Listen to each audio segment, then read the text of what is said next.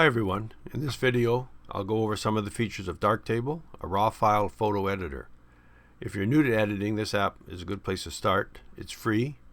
It includes all the features of the other apps that you pay for. So first thing we always do in a raw file editor, we have to import the file.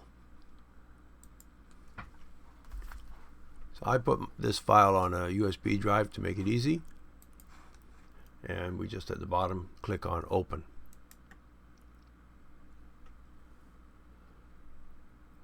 So here's the file. It's from Lindy Shores high ISO. Everybody knows Lindy Shores is dark in the morning. So in Darktable we usually move through the modules from bottom up. So let's set the white balance first. It just takes what's from the camera initially, but we have a choice. So let's tell it was shady, because it was very shady in those trees. All right, that's a nice start. Let's close that module. There's plenty of noise because it's shady and dark and high ISO. So let's turn on the denoise module. It knows about stuff, so it does a certain noise reduction for this ISO range. I don't like too much noise reduction because you lose detail, of course. So I'll just reduce it and accept the noise. We want to make it rule of thirds. I like that. So let's open the crop module. We keep the aspect ratio original, and let's just put the woodpecker around rule of thirds. Don't want to chop off his tail either though, so we'll accept that. Exposure, it looks a little dark,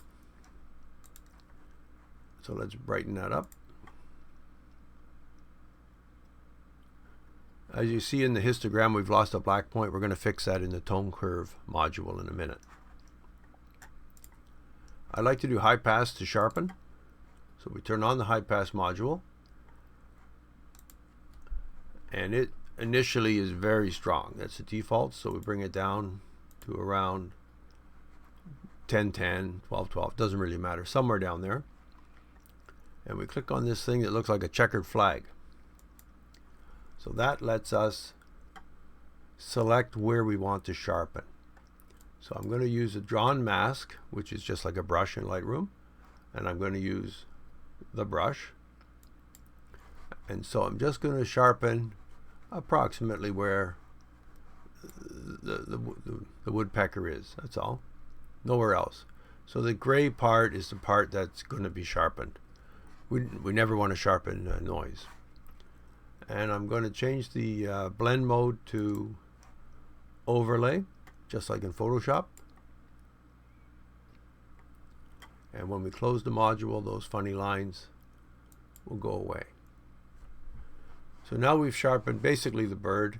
You could do a finer selection if you like, but it's pretty good. If we turn that off, first let's zoom in. Just use the mouse wheel to zoom in. It's not the greatest exposure, I can see that. So if we turn off the high pass filter and turn it back on,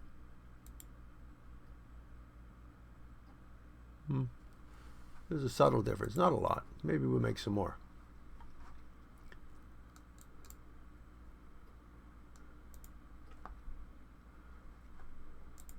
And we take another look. That's with it on.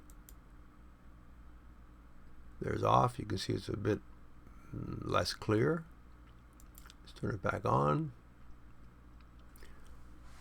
Now if we were doing this for competition, we would use the high pass filter with 3 different settings for like radius, so we can sharpen all the small things too. But for now, this is pretty good. Go to the tone curve. We like to brighten this part up here, so let's use the eyedropper to find out where that is on the tone curve. Here it is. Here it shows us, so we're going to brighten that up. And we want to, of course, darken it down here. Contrast, and we're going to bring in the the black point so that for sure we have a good black point.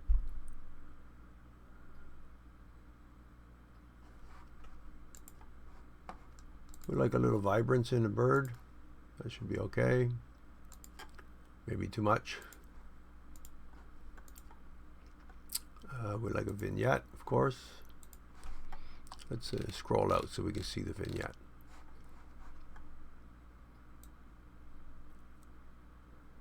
On Darktable, the vignette is displayed this way. It's got an area where there's no vignette, and it's got an area where it's all, and the transition zone. So this width of the no vignette area is controlled by scale. So we open that up a bit. We move the center of it closer to where the bird is. The fall off strength controls this transition zone. So we make that a little bit bigger so it's more smooth. And I think that's pretty nice. Let's put a frame around it just for fun. And there we go. So once we're happy with the editing, we go back to, on the top, we go back to light table, and we're going to export the file as a JPEG. So it's selected. We're going to export. We're going to tell it where. That's on the Patriot USB drive. It's going to go there. Select as output destination. Okay, I've got the max size set for the club envelope. To make it not resized, just put zeros. And now we're going to export it. So up in these settings, while it's exporting, we have a choice. We can make it a JPEG or a TIFF or anything, and we could also select the quality. Generally for web viewing, 75% is plenty. That way it makes the file smaller. So let's take a look at the file. Should be here soon. Let's do a refresh. Okay. So here it is. Thank you. Be sure to check out the club website and the other videos that are available on our YouTube channel. Thank you.